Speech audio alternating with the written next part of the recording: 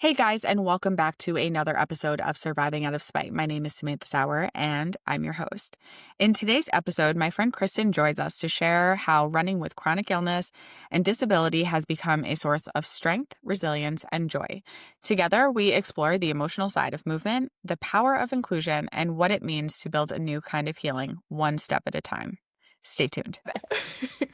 Hi, Kristen. Thank you for being here today. I will give you a minute to introduce yourself to our viewers because I know we've got a lot to talk about and a lot of cool running stories and content to talk about too. Sure. Thanks so much, Sam. I'm really happy to be here. My name is Kristen Conrad. I am a runner. I am a massage therapist, which is why I'm in my massage room right now. I'm also a running coach, and I coach a lot of adaptive athletes and people with disabilities and chronic illness. And so I am also one of those people. I have a feeding tube. I have gastroparesis, among other things, which we can get into later. But yeah, that's me. Now, with running content, like I know that we met on Instagram. So when I was looking for like people like me, right? Like, do people run with feeding tubes and how do they do it? I'm pretty sure that's how I found you on Instagram all those years ago. I'm like, say she's doing it so I can do it too.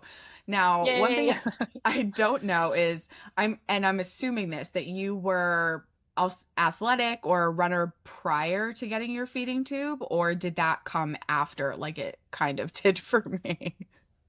Um, okay, so it it was prior to the feeding tube, but I wouldn't say it was a like a long-standing, like it's not like I was athletic or playing Hmm. sports or running in high school or anything as like a kid. Like I um started running when I was like 25, 26 years old.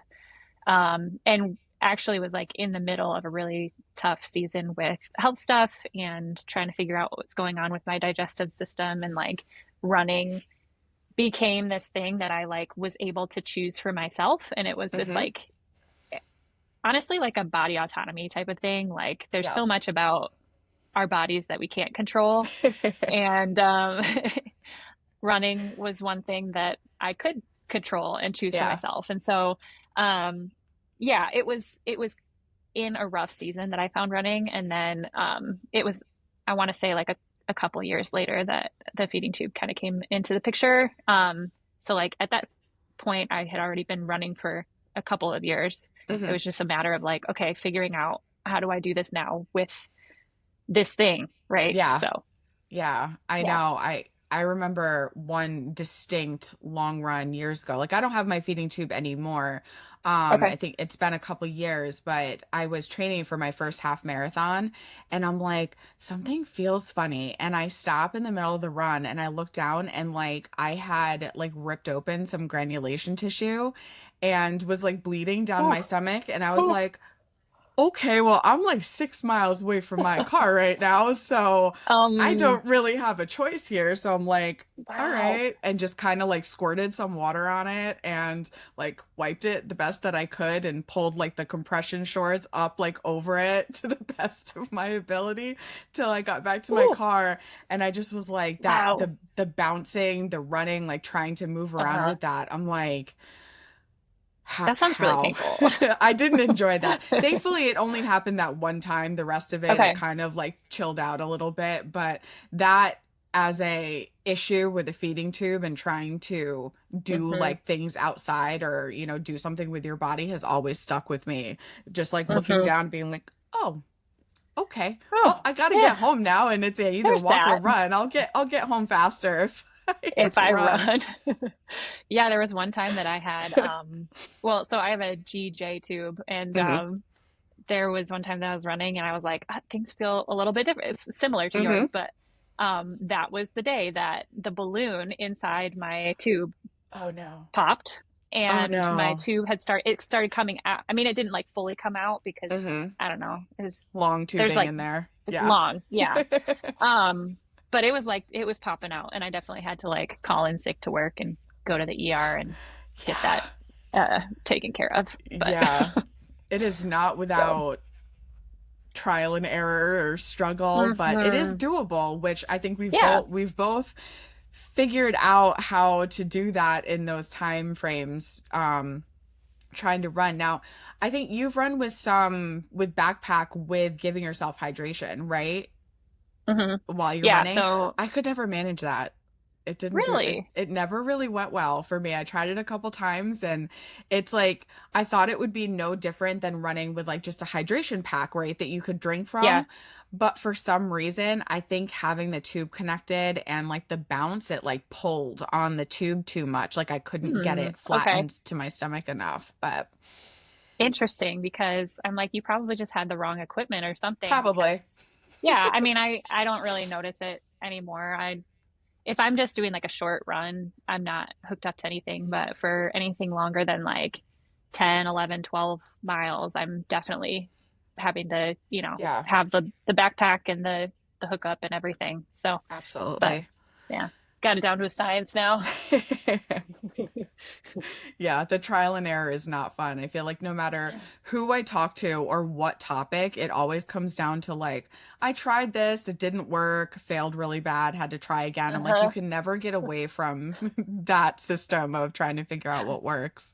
But So much of my advice to like my athletes who also have, feeding tubes or this or that, like trial and error, try a bunch of things and see what what happens. So, yeah, it's difficult. I know even with me, I had a rough surgery with my feeding tube, so I didn't run for quite a while, but I think it okay, was later like that fall I had my feeding tube placed early in the year, and then that fall I was running. I think I did my first like real road race. It was just a 5K at that point cool. because I Yeah. had been able to finally get some nutrition, right? So I'm like my body is finally starting to come back, and it was such a cool moment to be able to do something like that, especially knowing where I was in the beginning, very Hmm. undernourished and Hmm. unable to push my body. And I know you've probably had a lot of those moments too. I mean, you've done a Hmm. lot of like really cool things, with running marathons and all that stuff. Like it's mind-boggling to me that like healthy people can run marathons. So like the fact that you figured out a way to do something that is hard for an able-bodied person, even harder to figure out for a person who is not in that same level of health, and having to manage hydration, the nutrition and all of that. I could tell by your face it was a lot of trial and error. But it's truly I just got goosebumps. Like not like it was truly amazing, and I just think it's so cool that you were able Aw, to do that. well, cool. Thank you. I mean, yeah, 3 marathons, a few triathlons, a bunch of half marathons. I feel like, I don't know, my stubbornness just knows no bounds. And Yeah. so that really helps me in that. But yeah, trial and error, doing a lot of Yeah. stuff where I'm like, I don't really know what I'm doing, but I'm gonna try and I'm gonna do Yeah. it and I'm gonna, adapt as needed and figure it out. So yeah. Yeah, I think like trying to do that, and that was one of the things I wanted to kind of get your feel on today. With me, I always feel like when do I rest and when do I push? Mm, Right. And I've been in a season of that in the last few months myself where I'm like, I really want to go do something. And like, we've been in really hot and humid weather, and my body does not like that at all. I mean, nobody's does, but I do right. not recover well. So trying to figure out like, if I push to go finish this, am I going to regret it, or is it just going to take longer? Like that constantly goes through my head of how do I figure this out and what do I do? Have you figured out anything, or do you have any like signs that your body either will give you or not give you to like really say absolutely stop right now, versus that conversation in your head like, do I do it, is this my limit, or can I push it a little bit? Like how do you manage your like athletics around that? Somewhat. I mean, okay, so I would It's a hard say question. it is a hard question, and it's something that I am not great at doing in the moment, because if Hmm. I'm in the moment out on my run and I'm asking myself the question, should I keep running or should I bag it and go Yeah. home and just be done for the day? Like, we all know I'm going to keep running Hmm. and I'm going to push and I'm going to push through it. And so I I have this little system that I use for myself, and that I share with a lot of my athletes. Um, I just call it the flag system. I don't know. It's like the little flags and or like the lights that they have at the beach that tell you like the condition of the Yeah. waves and like Yep. how dangerous is it to like go out with the Yeah. currents and the riptides and all of that stuff. Mm-hmm. Um, so I just wake up every morning and I ask myself, what is the flag today? Hmm. Is it a green flag day? Is it a yellow flag day? Is it a red flag day? And essentially what that means is like green flag day, I'm good to go. I can push hard. I can do my training as planned as I normally would.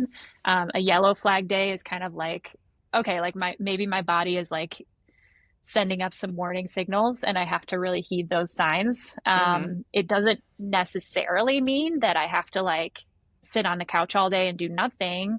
But it's definitely like, okay, training maybe should be adapted today. Um, and or, maybe instead of running, I bike or Yeah. I cut the run short or I swap it with a rest day and then I do my run tomorrow. Mm-hmm. So yellow flag day and then red flag day is just kind of like, okay, listen, Nope. like, nope, not gonna happen. Like, take the day off. Don't worry about like making up mileage later in the week. Mm-hmm.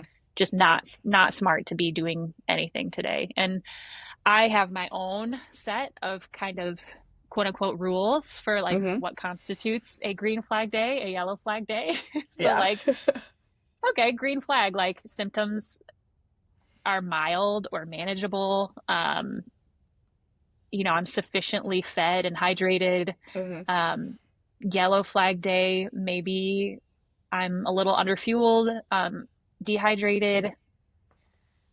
Maybe I have abdominal pain that's just, I don't know, getting up into like the 3, 4 out of 10 territory. And I'm like, Yeah. this is not great. Doesn't mean that I can't do anything at all. It just means you need to listen Adapting. to that. Yeah, Yeah. you have to adapt and listen to that. I think it really helps me like get out of that mindset of like black and white or all or nothing. Like Yeah. I'm either gonna like push myself so hard that I'm gonna regret it later, or I do nothing and I sit on the couch. Like, no, I take stock of my body and how I'm feeling and how I'm doing before I start my run or workout. And I, you know, some days are great and I can train as planned, and other days I can't at all. Yeah. And then there's a lot of days where I'm like, okay, we're just gonna do what we can do today, Mm-hmm. and whatever that looks like is fine, right? So, Yeah. No, that's great because I think like at least for me, I had to learn the lesson of what red flags look like a little too many times and I was like, uh-huh. no, that's fine. I can no, it wasn't fine. No. And Yeah. a few years ago, I was going through a really bad lupus flare while I was training for the last half Hmm. marathon that I ran, and I pushed through it, and it was okay, and I'm like, I feel weird even saying that because I'm not advocating for pushing through something that you shouldn't push through.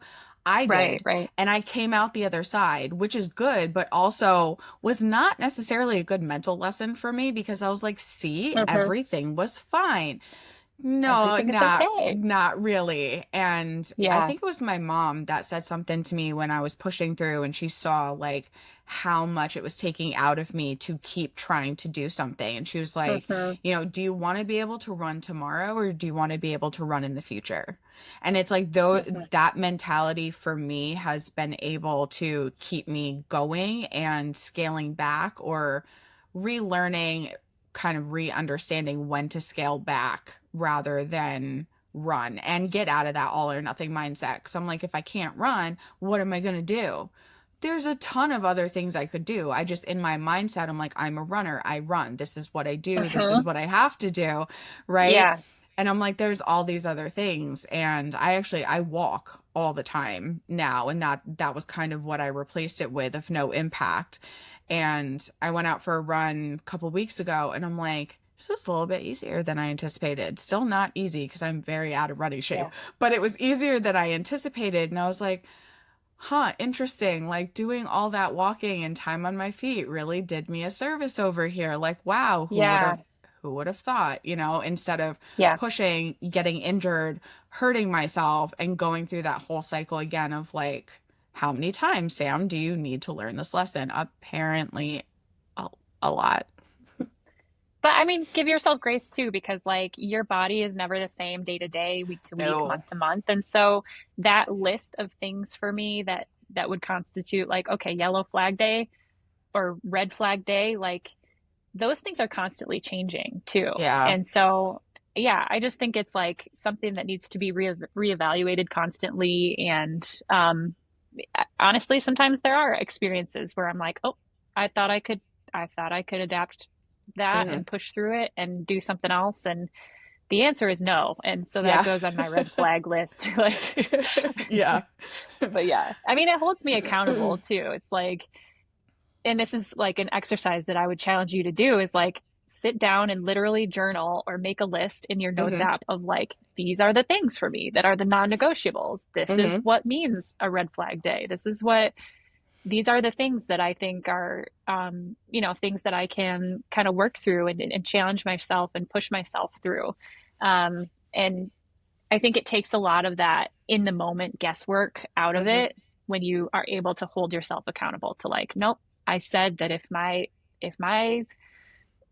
morning starts with vomiting more than once, then Hmm. I am not Not running doing it. today. That Yeah. I just that's the rule. Yeah, it's like from the outside perspective, you would think because it's such a hard activity, right? And it's an activity that's physical, but I think getting through it, you don't realize from the outside looking in that it's more mental work than anything. And any runner will agree with that, but I think with us there's that additional layer of Mhm. what do I do? How do I think about this? And not feeling like a failure if you have a day that you have to switch out or you have a season of your life where you can't do anything. It's like you have to accept it and say this is just not in the cards for me right now, so what can I do instead of like you Mhm. said just sitting on the couch or not doing anything and not trying to find something else to maybe fill the void or keep you healthy and moving, so once your body says yes to running again, you're able to go do that. And again, Mhm. that's a lesson I learn constantly because I we're feel that. we're extra hard on ourselves. I really We like are, yeah. so hard on ourselves. And every person I've talked to with a chronic illness, it's like, well, I can't do this today. And it's like, I failed at this. I didn't do this. And it's like, why do we look at it that way? And Yeah. it's a constant that we have to fight against to say, like, I didn't fail. Even all the times that my body has failed, I still don't think my body shows up every single day. It is absolutely not a failure. It is broken and put together with like Mhm. tape and glue, but it does Yes. not fail. And it Yeah. takes time to really like be nice to ourselves. And like you said, give yourself a little bit of Yeah. grace to say, it's not perfect, but I still showed up today and that has to matter too. And I think we forget that Mhm. sometimes. Sure. Yeah. And I've even found like the language that I use to describe my body and my experiences really matters. And I Hmm. I feel like that's one thing that um just having like the vocabulary of like disability terminology is just like so Yeah. helpful to like put words to experiences, right? You Yeah. like match those things up and you're like, "Oh, like I run with XYZ equipment not Hmm. because I'm broken, but because I have a disability." And that's a different thing, right? Hmm. I adapt my workouts. I sometimes do less. I sometimes go slower. I sometimes just don't run at all, not because I'm lazy, but because I have a disability. And Hmm. that is like where I started to make the switch in my brain from a lot of that like negative self-talk to Yeah. almost like coming to an acceptance of it and saying like, oh, wait a second, like this isn't about me. This is about, I don't know, the world has its ideas, right? About Hmm. what makes somebody a runner and what makes somebody whole and what makes somebody strong. And being able to redefine that and define it for myself and use the terminology that I feel like fits my experience Yeah. gives me more freedom, and it just gives me like, I don't know, more kindness for myself, right? Yeah. It makes a lot of sense. I know, like, and the language around being disabled or saying I am a disabled person or I have a disability, and like those, everybody's different. Everybody feels differently around that language. Some people prefer one thing, some people prefer something else, and that's okay. You know, whatever works for you is what works for you. It's not up to me to tell you what what feels good for you to define who you are and what you can do. But I know, like you said, what constitutes a runner. When you look at it, it's like what constitutes a disabled runner, especially someone like yourself, where if you're not wearing a backpack, if your tubes are not visible, you look completely healthy. And I know I Hmm. look completely healthy. So Yep. it's an added layer of like, I do have a disability. I do qualify myself as a disabled runner. I can't do things the way that everybody else does.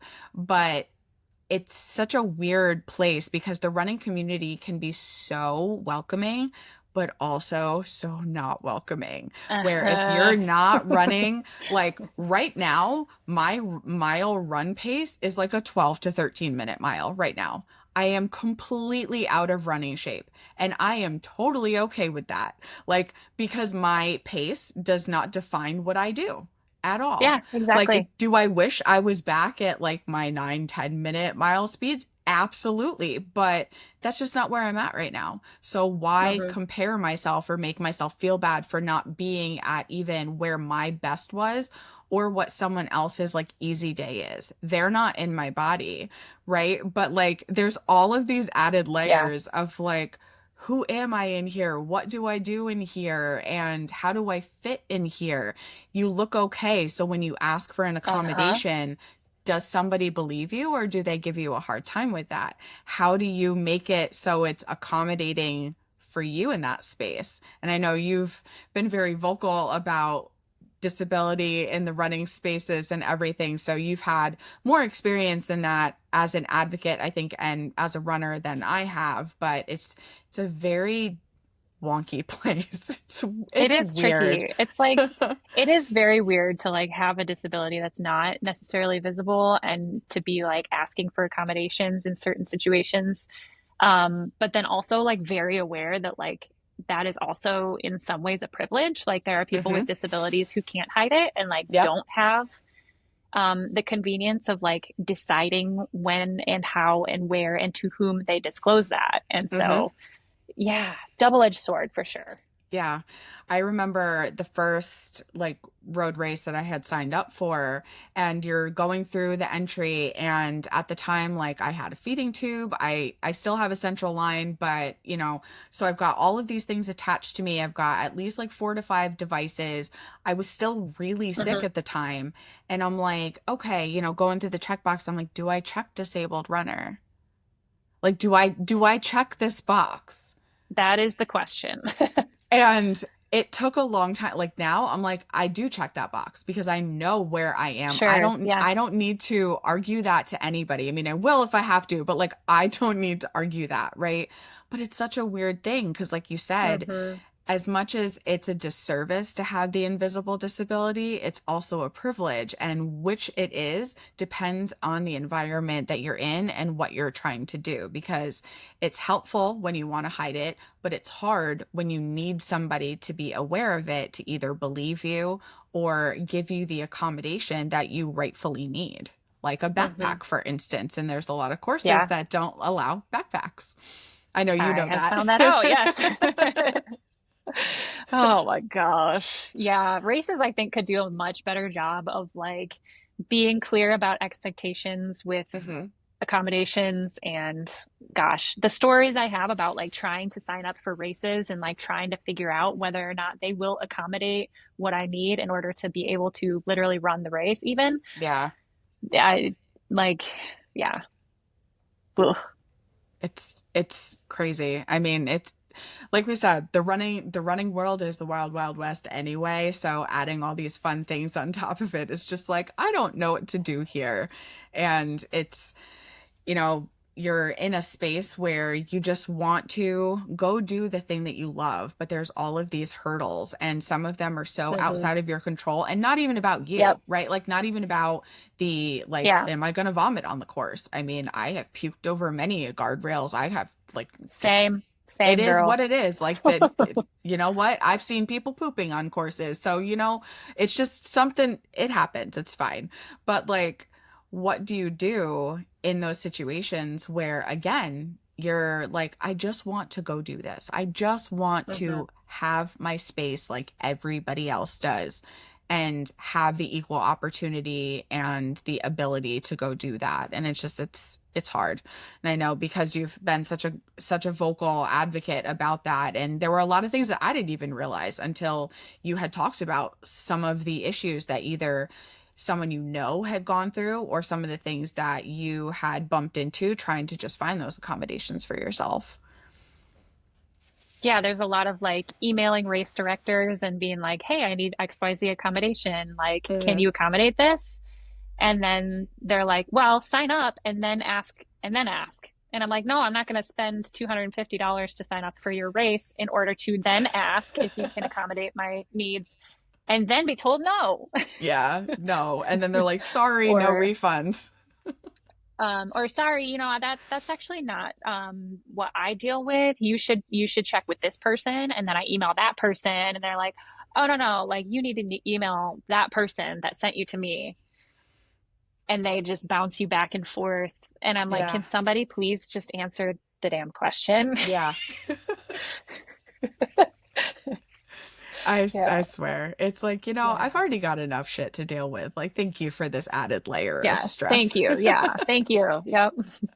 Although I will say, like, there have been a couple of races that have been like really phenomenal about it. And Hmm. like, I feel like that has come with more intentional planning on the part of race directors. And so I want to like, acknowledge that there are races Yeah. and spaces and groups that are like making an effort to be more accommodating with that kind of stuff.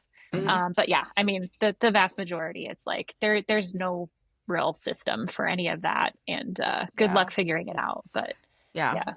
It's a lot of time. I think that comes with anything new when you know, it's easy and completely validating or validated. I don't know what word I want to use there, to be frustrated with those situations. But like, if they've never come up on that before, like nobody Hmm. has ever asked them this question before. Like, Yeah. we're frustrated because we want an answer, but they don't know how to give us an answer. So they just kind of like bop you around everywhere. It's like it's just like the healthcare system. You call a doctor for a question, they don't know what to do with you, so they just give you the runaround. So it's, Hmm. whichever world you're in, you're gonna get the runaround no matter what you do. It's so But true. And I feel like there's always this like, oh, well, that's the first time I've ever been asked about that. Or like, that's the first time somebody with a feeding tube has ever run this marathon. So I don't know. And I'm like, hmm. great, cool. I'll be the first. Like, I'm kind of used to it by now. Yeah. But Now, to get back to some of just your running, what type of like preparation? And I'm asking you this for myself and for everybody else. So, like on a marathon day, like what does or long run day for, those long runs where you do take a backpack, things like that. What do you do, like maybe the day before, the night before, or even a couple days before to start prepping your body for something that you know is going to be long, it's going to be, hard to whatever degree, very taxing on your body. Like, how do you prepare for that, either mentally or physically or both? oh man, I think this is one of the harder things about being a distance runner and like having to deal with all of this stuff is like the rules of sports nutrition still apply to you, Yeah. even if you have a feeding tube. If you're running really long distances, um, you still need carbs. Yeah. You need carbs and you Hmm. need hydration and you need all of the things and the electrolytes and all that stuff. And so that's like the hard part is just knowing that like, okay, the rules that apply to everybody else also apply to me, and I have to figure out a way to make all of that work Mm-hmm. with whatever messed up system that I have going on here. So yeah, I mean, it's a lot of planning, a lot of preparation. The night before, I'm definitely mixing up my little goo Roctane drink mix in my in my shaker bottle, and I'm very like precise with this too. Like I'm measuring out like how many milliliters of fluid and how many grams of carbs, and like I there's a lot of people, a lot of runners who can just kind of like wing it and be like, yeah, I drink things, I eat things, like cool. Yeah, I used to be one of And those. and I don't understand it because I'm like I don't really have the luxury of just being able to Yeah. like go out and wing it, you know? I have to know like what am I setting the pump rate at, and Yeah. how much fluid do I have, and how long is my run going to take, and how many grams of carbs am I going to take in, and how much am I going to need, and like am I going to need electrolytes too added Mm-hmm. in there. And so yeah, there's a lot of like pre-mixing things, measuring things, mathing, math. It's hard. Uh, It's it's hard. not my favorite. Lots of math when Yeah. you're a distance runner trying to deal with pump rates and all that crap. So yeah, I mean, night before, setting all of that up, and then the day of, um, obviously just checking that I have all the equipment and everything that I need, in order to get in what I need to get in. But yeah, it makes like traveling to do races really hard So much fun. because man, there's just so much crap to bring. It's not only all of the running crap, but all of the medical crap, and then all of the Mhm. crap that I that I need in Seven order to run with suitcases the medical later. crap, and the backpacks and the pump sets and the this Yeah. and the that and the And the extensions, and spares. then the extra extensions, because one time I was halfway through a marathon and switching out backpacks, and the extension got stuck on the thing, Oh and I was no. like standing there for 5 minutes just trying to Oh like pry the pump no. set off so that I could like get the new. Uh-huh. Oh my gosh.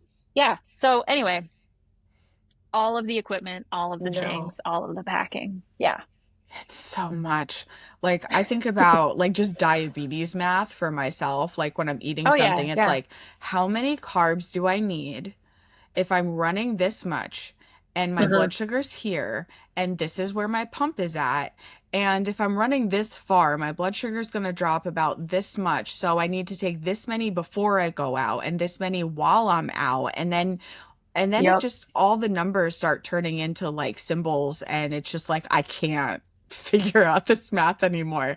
It's so difficult. Oh, Like, I relate to this so hard with the, yeah, how many miles am I going to run, and how much energy will I burn, and how many calories, and how many cans of Peptamen am I going to need for after so that I can recover and not feel like death.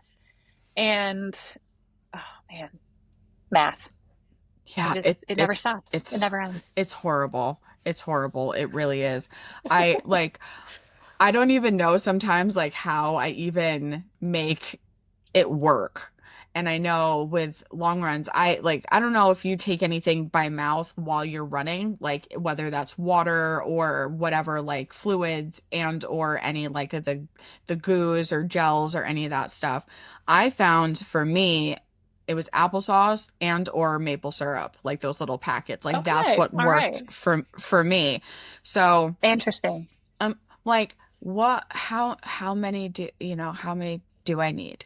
And I have to have something before I go out. Like it's always a weird thing when Yeah. I tell this to people, because you would think as somebody who doesn't digest well, you wouldn't want any food in your stomach, because as you run, it jostles around and that might incite vomiting or just a really bad stomach ache. But I found that if I went out fasted, I was miserable. And that goes to like what you were saying with sports Yeah. nutrition, as a whole, like running fasted is miserable. I know some people do it, more power to them. I cannot do that. So I had to have something, but then I needed to bring something with me.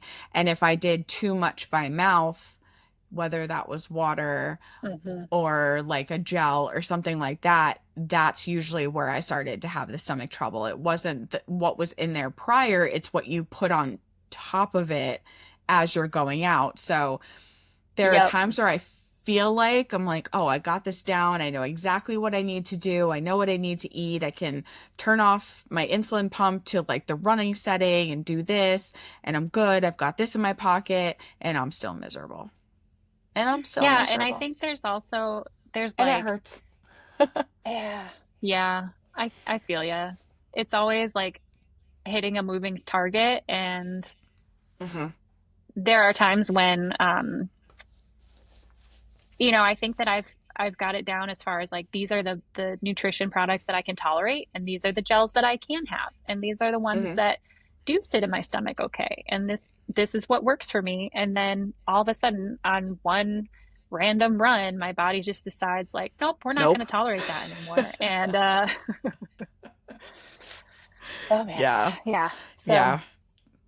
I know. There was one time I remember I got so sick on a run and I mm. was thrown over a guardrail just puking and a car comes by. They're like, "Are you okay?" I'm like, "I'm fine. This is normal." And then I was like, "My bad." Like I'm fine. This or is normal. or running down and I'm like puking in someone's bushes. I'm just like, "It's Yeah. fine," and then just like kind of rally and, go home and there's so much to it that it's never the same. Like you said, day to day, in your body, you get down the science and you're like, Mhm. yes, I figured it out. I can do this.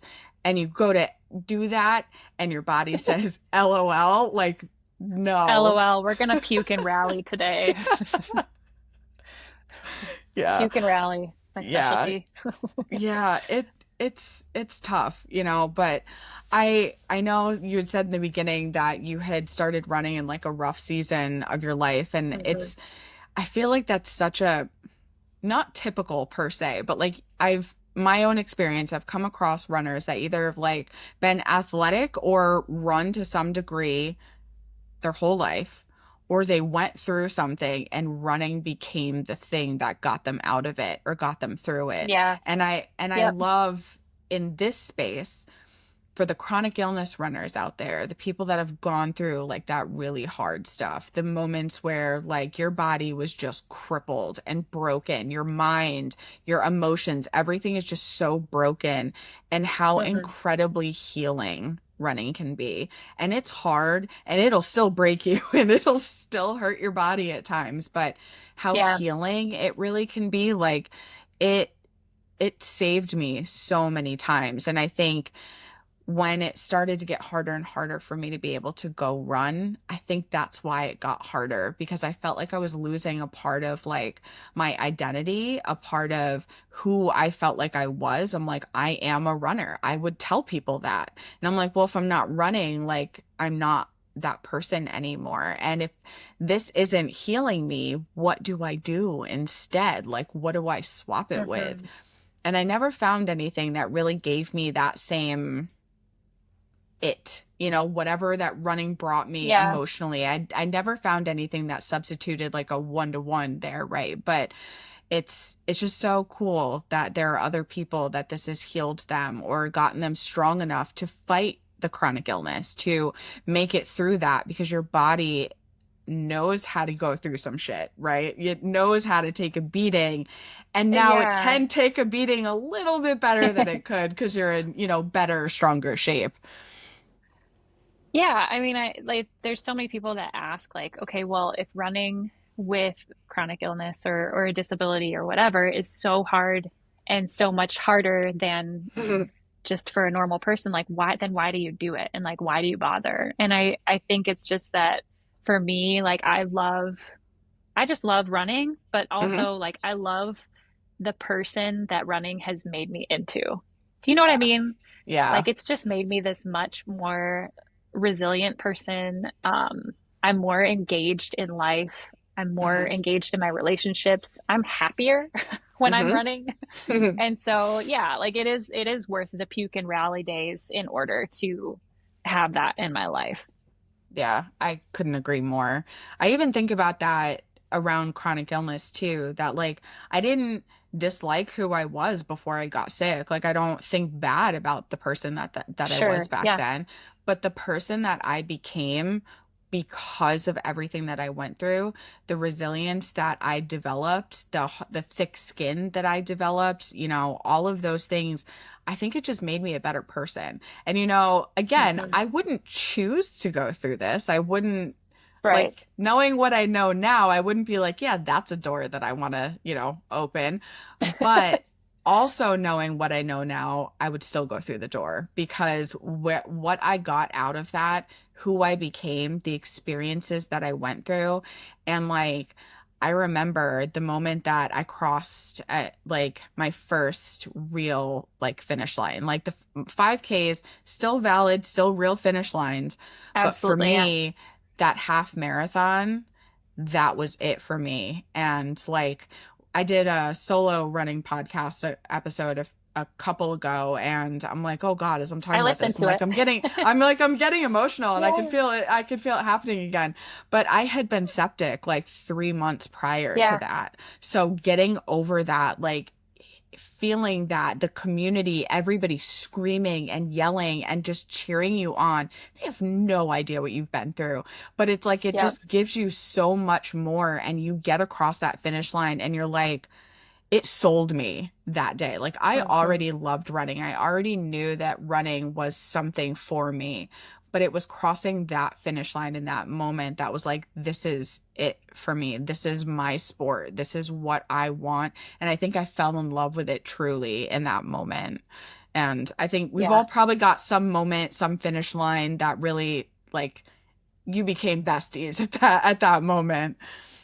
Right. Yeah, that's the crux of like running as a motivation for everyone, right? Like it even if they have very different experiences from yours, it is that act of doing something that you never thought that you could do.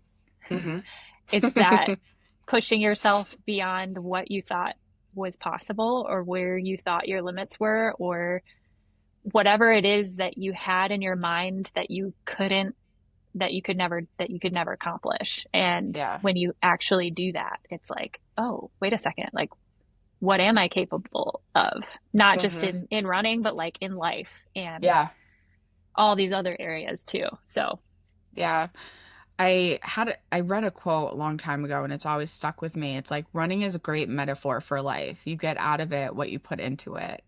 And that has stuck with me in a moment of like, when you are working hard, and that changes for everybody, like I said before, pace is different for everybody, effort is different for everybody. My 40% is someone else's 100%. And what hmm you're hmm able to put into it, I think, is what you get out of it. And when you flip the mindset a little bit of like, am I working hard? Am I pushing? Am I doing this? Like, all of a sudden, these things start to snowball in the right direction for us for once, where all these beautiful things start happening. Like you said, you feel happier, you're more engaged, it can help change dynamics of the relationship with yourself, with other people, with the hmm outside world, how you approach things. You're not afraid of hard work. You're not afraid to like get down and dirty and just go with something. You're not afraid for it to hurt you. You're not afraid to stop when you have to. You're learning so much about who you are and what you're capable of. And it's like, just, I wish everybody felt that with this sport. I really do. If I could like ball it up, I'm like, this is what you need to take away from running. And I'm just glad that you've had similar experiences with that too, because it's a beautiful thing. I never thought of it that way. I hated running. I hated it. Oh Like, yeah, I thought it same. was the stupidest sport ever. I'm like, why would you go do that for fun? And now I'm like, take my Yeah. money. I want to run on your road. Like, hmm Yep. I I don't know why that changed, but I'm so glad it did, because it just has given me such a cool experience on life and been able to do some pretty cool things that I had never thought I'd be able to do. Yeah, totally. But thank you for being with me today. I know we'll keep talking about all these, running stories if I don't cut us off at this moment. But thank you so much for being here. I know that everybody who is listening is going to feel inspired to, maybe go out and go for a run. So Go for a run, go for a walk, just move your body, go ride a bike or do yoga or do whatever like makes you happy. Yeah, But and feel I good. think we get in this mindset of like, oh, I can't do that, or that's not for me or whatever. And like just tell that voice to shut up kindly for the next 10, 20, 30 minutes and do something that makes you happy. Yeah. No, it's great advice, and I think I'll go take that for myself this afternoon. So, thank you. Sweet. Thanks for having me.